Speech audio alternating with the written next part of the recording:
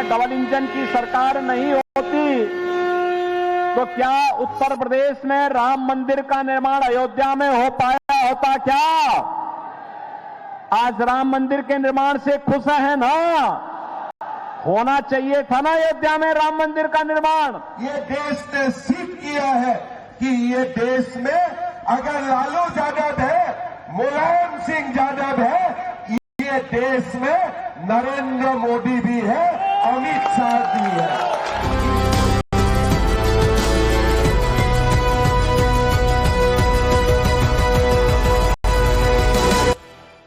तो बात बिहार चुनाव की करते हैं। बिहार का चुनाव अब एक बहुत अहम मोड़ पर है। 24 घंटे से भी कम का समय बचा है जब पहले चरण के तहत वोटिंग हो।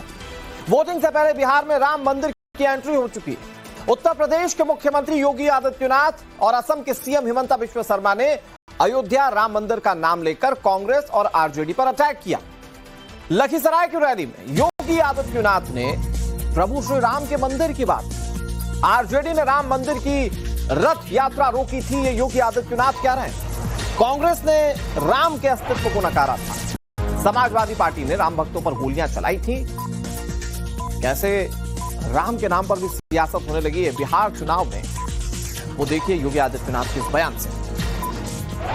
उत्तर प्रदेश में डबल इंजन की सरकार नहीं होती तो क्या उत्तर प्रदेश में राम मंदिर का निर्माण अयोध्या में हो पाया होता क्या? आज राम मंदिर के निर्माण से खुश है ना? होना चाहिए था ना अयोध्या में राम मंदिर का निर्माण। लेकिन बहनों और भाइयों, याद करिए, यही कांग्रेस थी, कहती थी कि राम तो हुए ही नहीं। यही आरजेडी थी जो राम मंदिर की रथ यात्रा को रोकती थी। यही इनका पार्टनर उत्तर प्रदेश में समाजवादी पार्टी है जो राम भक्तों पर गोली चला करके अयोध्या को लहूलुहान करती है।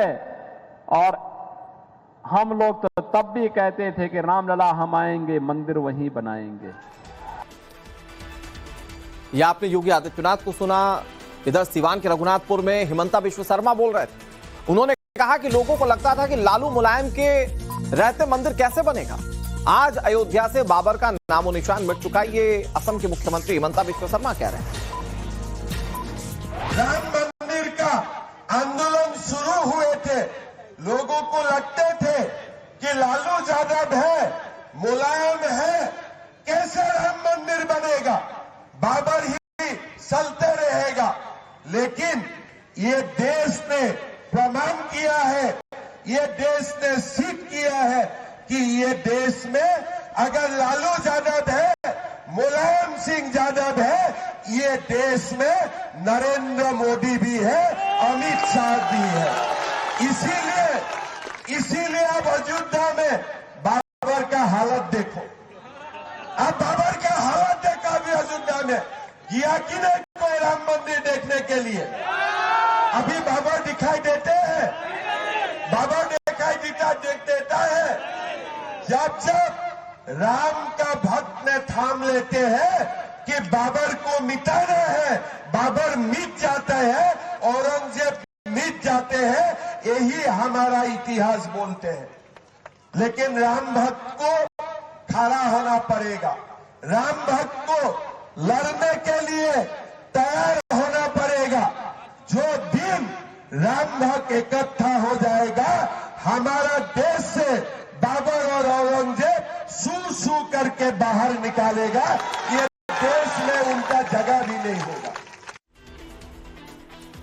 तो बिहार के चुनावी समर में समाजवादी पार्टी की सांसद इकरा हसन की एंट्री हो चुकी है। किशनगंज की रैली में एनडीए सरकार और एआईएमआईएम को घेरती हुई दिखाई दी इकरा हसन। उन्होंने कहा कि अगर वोट बटेंगे तो फिर से बीजेपी की सरकार बनेगी।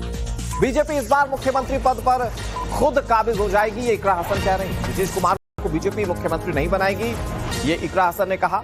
उत्तर प्रदेश के कैराना से लोकसभा सांसद हैं इकरा हसन। बिहार के किशनगंज में रैली करने पहुंची थी। बड़ी बात यह है कि वो समाजवादी पार्टी की सांसद है और समाजवादी पार्टी एक सीट पर भी चुनाव नहीं लड़ रही है बिहार। एनडीए सरकार को इन्होंने घेरा, कहा कि डबल इंजन की नापाक सरकार को बिहार से हटाना है, पूरी एकजुटता के साथ महागठबंधन को वोट करना पड़ेगा। इकरा हसन का इशारा एआईएमआईएम चीफ असदुद्दीन ओवैसी की तरफ भी था, क्योंकि ओवैसी खुलकर कह रहे हैं कि आरजेडी और कांग्रेस पार्टी ने सिर्फ मुस्लिमों का इस्तेमाल किया। समाजवादी पार्टी पर भी असदुद्दीन ओवैसी पुरजोर तरीके से हमलावर थे।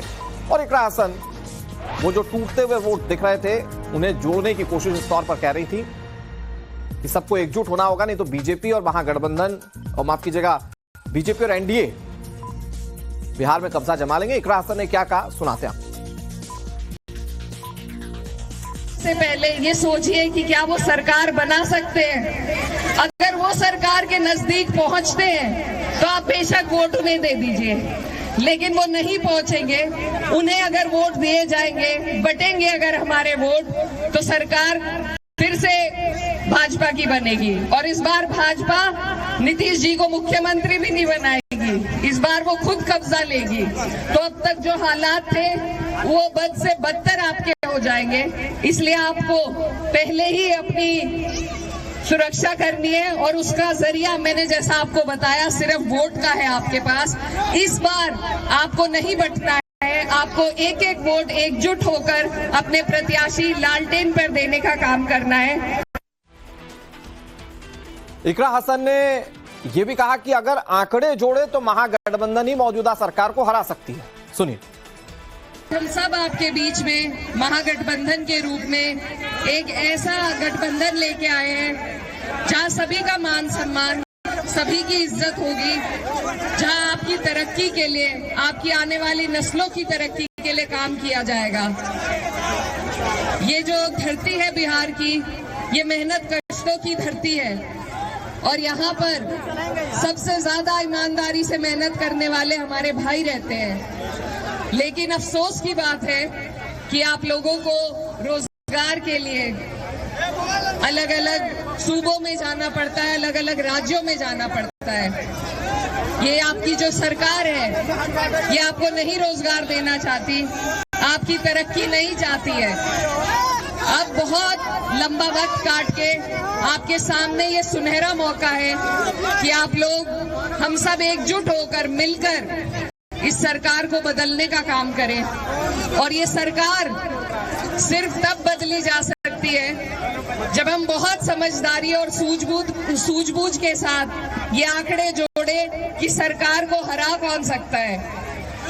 ये गठबंधन इसीलिए आपके लिए बना है कि सब आप और हमारे जैसी सोच रखने वाले, तरक्की की, भाईचारे की सोच रखने वाले लोग एकजुट होकर इस नापाक सरकार को बदलने का काम करें।